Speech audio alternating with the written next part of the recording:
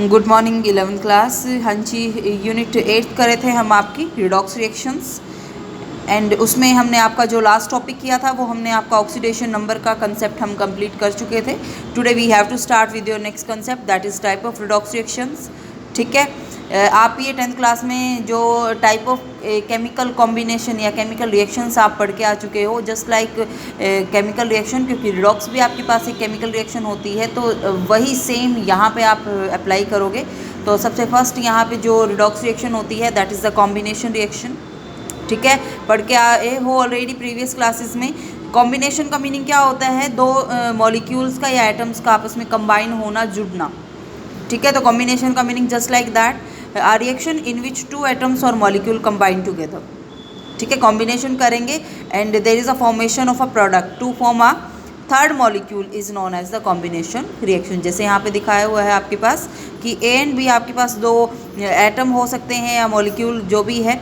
यहाँ पे ए भी आपके पास एलिमेंटल फॉर्म में है, आपस में ये कंबाइन करते हैं और सी टाइप का मॉलिक्यूल आपके पास फॉर्म करते हैं। ठीक है, तो कॉम्बिनेशन रिएक्शन के आपके पास डिफरेंट एग्जांपल यहाँ पे दिए हुए हैं। जैसे कार्बन है, ऑक्सीजन के साथ कंबाइन किया तो यहाँ पे CO2 की फॉर्मेशन होती है, तो कार्बन एंड ऑक्सीजन का कॉम्बिनेशन हुआ है, तो these reactions are known as the combination reactions. ठीक है, रिडॉक्स रिएक्शन होती है। Redox reaction you can show here. Carbon zero oxidation state से आपके पास यहाँ पे +4 में जाता है, कार्बन की ऑक्सीडेशन होती है, ऑक्सीजन की यहाँ पे रिडक्शन होती है। ठीक है, तो ये चीज़ आप यहाँ पे देख सकते हो। these are the type of redox reaction which is combination reaction. Okay, उसके बाद सेकेंड टाइप की रिएक्शन आपके पास आती है डिकम्पोजिशन रिएक्शन। डिकम्पोज का मीनिंग क्या होता है? जर्नल यदि लैंग्वेज में मैं आपको बताऊँ तो डिकम्पोज का मीनिंग होता है ब्रेक होना। ठीक है, तो इसका मीनिंग है कि डिकम्पोजिशन रिएक्शन आपके पास कॉम्बिनेशन का जस्ट अपोजिट होती है। कॉम्बिनेशन में तो दो एटम या मॉलिक्यूल आपस में कंबाइन करके एक नया मॉलिक्यूल बनाते हैं, बट जो डिकम्पोजिशन रिएक्शन है उसमें क्या होगा कि जो मॉलिक्यूल है वो आपका ब्रेक होके आपके पास टू डिफरेंट टाइप के या टू और मोर डिफरेंट टाइप के आपके पास एटम या मॉलिक्यूल की फॉर्मेशन करते हैं। ठीक है, तो just reverse of the combination reaction, उसको आप डिकम्पोजिशन रिएक्शन बोलते हो। क्या होती हैं वो एक बार देख लेते हैं। A reaction in which molecule break down to form 2 और मोर कंपोनेंट्स। ठीक है, जिसमें एक मॉलिक्यूल आपका ब्रेक हो जाता है और क्या बनाता है? 2 या 2 से ज़्यादा कंपोनेंट्स की फॉर्मेशन करता है, तो उस रिएक्शन को आप क्या बोलते हो? Decomposition reaction. ठीक है, यहाँ पे बताया हुआ है कि डिकम्पोजिशन रिएक्शन आपके पास जितनी होती हैं सारी रिवर्स होती हैं कॉम्बिनेशन का। ठीक है, लेकिन ऐसा ज़रूरी नहीं होता कि जितनी भी डिकम्पोजिशन रिएक्शन है वो सारी रिडॉक्स रिएक्शन हो। उसके लिए एक कंडीशन होती है कि डिकम्पोजिशन रिएक्शन आपकी रिडॉक्स रिएक्शन सिर्फ तभी मानी जाएंगी जब आपके पास कंपाउंड डिकम्पोज होकर आपके पास ऐसे प्रोडक्ट बनाए जो एलिमेंटल फॉर्म में मौजूद हों, एलिमेंटल स्टेट में हों। एलिमेंटल स्टेट क्या होती है मैं आपको बता चुकी हूँ, जहाँ पे जो ऑक्सीडेशन नंबर है वो 0 हो जाता है। ठीक है, तो यहाँ पे यदि हम बात करते हैं वाटर की, वाटर आपका डिकम्पोज होके हाइड्रोजन एंड ऑक्सीजन की फॉर्मेशन करना है, तो दिस रिएक्शन यहाँ पे देखो, हाइड्रोजन की यहाँ पे +1 स्टेट से आपका 0 स्टेट में गया, रिडक्शन हुई। ठीक है, और यहाँ पे आपके पास जो यहाँ पे हाइड्रोजन के आपके पास रिडक्शन हुई, यस, और यहाँ पे आपकी जो ऑक्सीजन है उसकी क्या हुई? ऑक्सीडेशन हुई। ठीक है, तो इस टाइप की जो रिएक्शन होती है एलिमेंटल फॉर्म में है दोनों, हाइड्रोजन एंड ऑक्सीजन दोनों की oxidation state 0 and reduction and oxidation process साथ साथ हो रहा है साइमल्टेनियसली। तो this example is the type of redox reaction which is decomposition reaction. Okay, उसके बाद यदि हम बात करते हैं नेक्स्ट प्रोसेस, हम नेक्स्ट टाइप की जो रिएक्शन है वो यहाँ पे हम करते हैं। ये देखो, यहाँ पे एक एग्जांपल यहाँ पे दिया हुआ है कि कैल्शियम कार्बोनेट आपका प्रोड्यूस करता है कैल्शियम ऑक्साइड एंड CO2। ठीक है, तो दोनों में से जो प्रोडक्ट है वो एलिमेंटल फॉर्म में नहीं है, तो इस टाइप की रिएक्शन को हम रिडॉक्स रिएक्शन नहीं बोल सकते। ठीक है, एलिमेंटल फॉर्म में प्रोडक्ट का होना ज़रूरी है इफ़ वी वांट टू से the reaction is a type of decomposition. ठीक है, तो इस चीज़ को अपने माइंड में रखना है। उसके बाद आपके पास आती है डिस्प्लेसमेंट रिएक्शन। डिस्प्लेसमेंट का मीनिंग क्या होता है? डिस्प्लेस कर देना, एक को रिप्लेस कर देना। ठीक है, तो यहाँ पे same thing we can apply है। Reaction in which an atom or ion in a compound replaced by other atom or ion of the some other element. कहने का मीनिंग है आपके पास है YZ टाइप का कोई भी आपके पास कंपाउंड मौजूद है, एक्स कोई एलिमेंट है जो वो कंबाइन होता है वाई जेड के साथ, तो वो क्या करता है वाई को इस कंपाउंड वाई जेड कंपाउंड से रिप्लेस कर देता है और फॉर्मेशन करता है एक न्यू कंपाउंड की एक्स जेड की, और साथ में आपका वाई निकल जाता है। ठीक है, मीन्स यहाँ पे Y is displaced by x.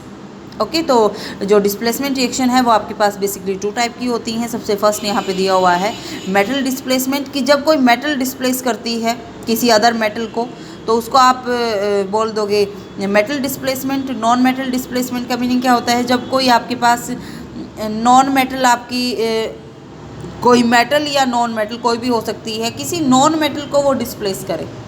ठीक है, तो उस टाइप की रिएक्शन को आप बोल देते हो नॉन मेटल डिस्प्लेसमेंट, की जो नॉन मेटल है वो डिस्प्लेस हो गई है। ओके, तो सबसे फर्स्ट हम यहाँ पे करते हैं मेटल डिस्प्लेसमेंट। तो यहाँ पे आपके पास क्या है, जब in this reaction a metal in a compound displaced by some other metal in the elemental state. For example समझ में आएगा। आपके पास कॉपर सल्फेट है, जिंक के साथ जब रिएक्शन होती है तो जिंक क्या करता है, कॉपर सल्फेट से कॉपर को डिस्प्लेस कर देता है, फॉर्मेशन करता है जिंक सल्फेट के, साथ में आपका कॉपर निकल जाता है। ठीक है, अब यहाँ पे आपके पास कॉपर +2 से आपकी 0 स्टेट में गया, जिंक आपका 0 से +2 स्टेट में गया, तो ऑक्सीडेशन और रिडक्शन दोनों एक ही रिएक्शन में होती हैं। तो इस टाइप की रिएक्शंस को आप बोलते हो मेटल डिस्प्लेसमेंट रिडॉक्स रिएक्शंस। ठीक है, तो इसमें आपके पास डिफरेंट यहाँ पे दिए हुए हैं कि कैल्शियम है वैनेडियम को रिप्लेस कर सकती है, मैग्नीशियम टाइटेनियम को कर देता है, एल्यूमिनियम आपका क्रोमियम को कर देता है। ठीक है, तो यहाँ से एक बहुत इंपॉर्टेंट चीज़ आपको यहाँ से पता लगी है कि जो जिंक, कैल्शियम, मैग्नीशियम और एल्यूमिनियम है वो आपके पास रिड्यूसिंग एजेंट होते हैं, बेटर रिड्यूसिंग एजेंट होते हैं as compare to copper, vanadium, titanium and chromium, क्योंकि वो इन मेटल को डिस्प्लेस करने की जो टेंडेंसी होती है उनकी वो ज़्यादा होती है। ठीक है, तो इसलिए हम बोल सकते हैं कि they all these are the better reducing agent as compare to copper, vanadium, titanium and chromium. Okay, उसके बाद यदि हम सेकंड टाइप की डिस्प्लेसमेंट रिएक्शन को करेंगे तो वो आपके पास होती है नॉन मेटल डिस्प्लेसमेंट। मैंने यहाँ पे आपको भी बताया था कि कोई मेटल या नॉन मेटल कोई भी जब किसी एक नॉन मेटल को डिस्प्लेस करती है उसको आप क्या बोलते हो, नॉन मेटल डिस्प्लेसमेंट। तो यहाँ पे आपके पास in this reaction a metal or non metal displace another non metal from its compound. ठीक है, तो रिएक्शन आपके पास हो जाती है नॉन मेटल डिस्प्लेसमेंट रिएक्शन। ठीक है, और यहाँ पे दिखाया हुआ है कि मोस्ट ऑफ रिएक्शन जो हम करेंगे वहाँ पे आपके पास नॉन मेटल जो डिस्प्लेस होगी वो आपके पास हाइड्रोजन होती है।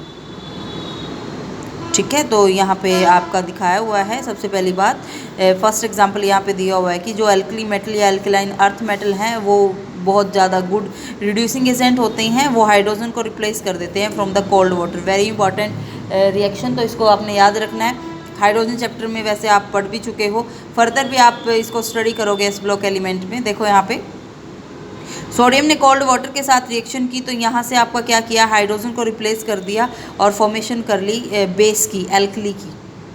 ठीक है, तो यहाँ पे देखो जो सोडियम है वो 0 स्टेट से +1 में गया, ऑक्सीडेशन हुई, और हाइड्रोजन आपका +1 से 0 में गया, रिडक्शन हुई। ठीक है, तो these are the redox reaction. इसको याद रखना है कि जो आपके पास एल्कली मेटल हैं सारी की सारी, और कुछ एल्कलाइन अर्थ मेटल जैसे कैल्शियम, Sr, Ba, ये आपके पास क्या होती हैं, गुड रिड्यूसिंग एजेंट होते हैं। लेस एक्टिव मेटल आपके पास होती है जैसे मैग्नीशियम, आयरन, वो क्या करती है, वो जब स्टीम के साथ रिएक्शन करती है तो वहाँ से आपकी हाइड्रोजन को रिप्लेस कर देती हैं, खुद हाइड्रोक्साइड की फॉर्मेशन करती हैं, हाइड्रोजन आपकी निकल जाती है। लेस एक्टिव मेटल आपके पास मैग्नीशियम एंड आयरन स्टीम के साथ रिएक्शन करेंगे। ठीक है, क्योंकि अल्कली और एल्कलाइन तो कोल्ड वाटर में ही रिएक्शन कर देते हैं, लेकिन ये स्टीम के साथ हाई टेम्परेचर कंडीशन पे रिएक्शन करते हैं वाटर के साथ। ओके, बहुत सारी मेटल आपके पास ऐसी होती हैं जो रिएक्ट नहीं करती कोल्ड वाटर में। ठीक है, लेकिन वो आपके पास क्या होता है, कोल्ड वाटर के साथ रिएक्शन ना करके हाइड्रोजन यदि किसी एसिड में प्रेजेंट हो तो वहाँ से हाइड्रोजन को डिस्प्लेस कर सकती है। फॉर एग्जांपल इन्होंने बोला है जैसे आपके पास जिंक है, यदि आपके हाइड्रोक्लोरिक एसिड के साथ वो रिएक्शन करता है तो यहाँ से हाइड्रोजन गैस को प्रोड्यूस करता है। ठीक है, तो बेटा ये ज़नर रिएक्शन है जो आप मेटल के केस में स्टडी करोगे। ठीक है, मैग्नीशियम है, आयरन यहाँ पे हो गया। ठीक है, तो ये आपके पास मेथड ऑफ प्रिपरेशन है यदि आपको डाईहाइड्रोजन को लेबोरेटरी में प्रिपेयर करना हो। कुछ मेटल आपके पास जैसे कैडमियम है, टीन है, वो ऐसी होती है जो स्टीम के साथ रिएक्शन ही नहीं करती, ठीक है, लेकिन वो एसिड के साथ रिएक्शन कर जाती है, ठीक है। तो ये आपने एग्जांपल एक दो याद रख लेने हैं। और बहुत जो आपके पास वेरी लेस रिएक्टिव मेटल हैं, या आप you can say they are the noble metals, जैसे आपके पास होते हैं गोल्ड एंड सिल्वर, ठीक है। ये आपके पास सिर्फ नेटिव स्टेट में ही आपकी लाई करते हैं, ये रिएक्ट ना तो वाटर के साथ करते हैं, ना ही ये रिएक्शन एसिड के साथ करते हैं, ठीक है। तो यहाँ से आपका कंसेप्ट एक बहुत इंपॉर्टेंट यहाँ से जनरेट होके आया है, जो आपको अपने माइंड में रखना है, that is the reactivity of metal. अब हमने यहाँ से जो भी अब वो रिएक्शंस हमने डिस्कस की है मेटल के केस में, तो उन्होंने हमें जो मेटल है उनकी रिएक्टिविटी का एक ऑर्डर दिया है, ठीक है। कैसे कि जो जैसे हमने सोडियम की बात की है, सोडियम भाई कोल्ड वाटर में ही रिएक्शन कर देता है। मैग्नीशियम आपकी जो रिएक्शन है वो करता है स्टीम में, लेकिन जिंक है वो आपकी कोल्ड वाटर के साथ रिएक्शन नहीं करता है, वो किसके साथ करता है, एसिड के साथ। तो यही चीज़ यहाँ पे है। आपके पास क्या होता है कि जो सोडियम है वो तो रिएक्ट कर देता है वाटर के साथ, मैग्नीशियम की वाटर के साथ रिएक्शन आपकी स्लो होती है, और लेकिन आपके पास जो आयरन है वो तो बिल्कुल स्लो रेट से ही चलता है, और जबकि जो अभी ये पॉइंट हमने पढ़ा है कि सिल्वर एंड गोल्ड वो तो रिएक्शन करते ही नहीं है। तो यहाँ से आपको क्या पता लगा, यहाँ से आपको एक चीज़ यहाँ पे पता लगी कि यदि हम रिड्यूसिंग एबिलिटी की बात करें तो जिंक सबसे ज़्यादा आपके पास रिड्यूसिंग पावर रखता है, उसके बाद कॉपर, एंड उसके बाद आपके पास होता है सिल्वर, ठीक है। तो ये आपने याद रखना है, this is the very important order, okay. उसके बाद नेक्स्ट आपके पास आता है that is the reactivity of non metal. हमने जैसे आपने मेटल की एक्टिविटी सीरीज़ बनाई है, ऐसे ही आपके पास नॉन मेटल होती है जिनकी टेंडेंसी होती है आपके पास इलेक्ट्रॉन को एक्सेप्ट करना। इलेक्ट्रॉन को एक्सेप्ट करने का मीनिंग क्या कि जो उनकी रिएक्टिविटी है वो उनकी ऑक्सीडाइजिंग पावर पे डिपेंड करती है। जैसे यदि हम हैलोजन पे मूव करते हैं, तो जैसे ही हम डाउन द ग्रुप मूव करते हैं फ्लोरीन से आयोडीन पे, तो फ्लोरीन आपका सबसे स्ट्रॉन्ग ऑक्सीडाइजिंग एजेंट होता है। ऑक्सीडाइजिंग एजेंट होने का मीनिंग क्या कि यदि आपके पास क्लोरीन, ब्रोमीन, आयोडीन किसी सॉल्यूशन में प्रेजेंट होती है तो वो उनको रिप्लेस कर देता है, ठीक है। और ये तो इतना एक्टिव होता है कि ये हाइड्रोजन को भी डिस्प्लेस कर देता है। फॉर एग्जांपल जैसे फ्लोरीन है, वाटर के साथ जब रिएक्शन करता है तो हाइड्रोजन फ्लोराइड बनता है, ऑक्सीजन यहाँ से रिलीज़ हो जाती है, ठीक है। यहाँ से एक इम्पॉर्टेंट टेस्ट मैं आपको बता रही हूँ which is known as the layer test, very very important, ठीक है। देखो आपके पास दो रिएक्शन यहाँ पे दिखाई हुई हैं, Cl2 एंड ब्रोमाइड का कोई सॉल्यूशन है यहाँ पे। अब यहाँ पे देखो आपके पास क्या होगा कि जो Cl2 है वो आपकी डिस्प्लेस कर देती है ब्रोमीन को, ठीक है, ब्रोमाइड आयन को डिस्प्लेस कर देती है। यहाँ से क्लोराइड का कंपाउंड बनता है एंड ब्रोमीन आपकी निकल जाती है, ठीक है। यदि हमने आइडेंटिफिकेशन करनी है ब्रोमाइड या आयोडाइड आयन की लेबोरेटरी में, ठीक है, तो हम उसकी आइडेंटिफिकेशन आपकी कार्बन टेट्राक्लोराइड या कार्बन डाइसल्फाइड के साथ कर सकते हैं, जिस टेस्ट को आप क्या बोलते हो, लेयर टेस्ट बोलते हो, ठीक है। उसके बाद नेक्स्ट आपके पास रिएक्शन आती है दैट इज़ द डिस्प्रोपेनेशन रिएक्शन।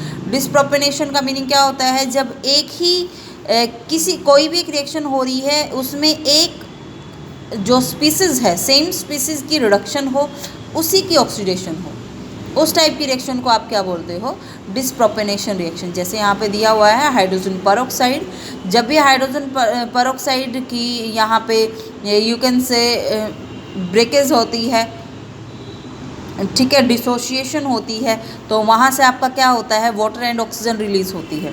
अब ऑक्सीजन की ऑक्सीडेशन स्टेट देखो, ऑक्सीजन वाटर के केस में -1 से -2 में गया, और ऑक्सीजन में तो वो एलिमेंटल फॉर्म में जाके ज़ीरो स्टेट में चला जाता है। मीन्स यहाँ पे ऑक्सीजन की ही रिडक्शन हुई, ऑक्सीजन की ही ऑक्सीडेशन हुई, तो इस टाइप की जो रिएक्शन है उसको आप क्या बोल देते हो, डिस्प्रोपेनेशन रिएक्शन, ठीक है। उसके बाद आपके पास ये एक डिफरेंट एग्जांपल दिए हुए हैं, आपको एक एग्जांपल कर लेना, ठीक है। अपनी नॉलेज के लिए पढ़ना चाहते हो आप इसको डेफिनेटली पढ़ सकते हो। उसके बाद आपके पास नेक्स्ट आता है paradox of fractional oxidation state. तो ये टॉपिक जो है वो हम नेक्स्ट वीडियो में करेंगे, ठीक है। बैलेंसिंग का कंसेप्ट एंड पैराडॉक्स का कंसेप्ट है, ये हम नेक्स्ट वीडियो में करेंगे, ठीक है। तो जो कंसेप्ट मैंने आज कराया है that is the type of redox reaction, वो आपने ध्यान से करना है। यहाँ तक इस चैप्टर में कोई भी प्रॉब्लम आती है तो आप मेरे से पूछ सकते हो, ओके, थैंक यू।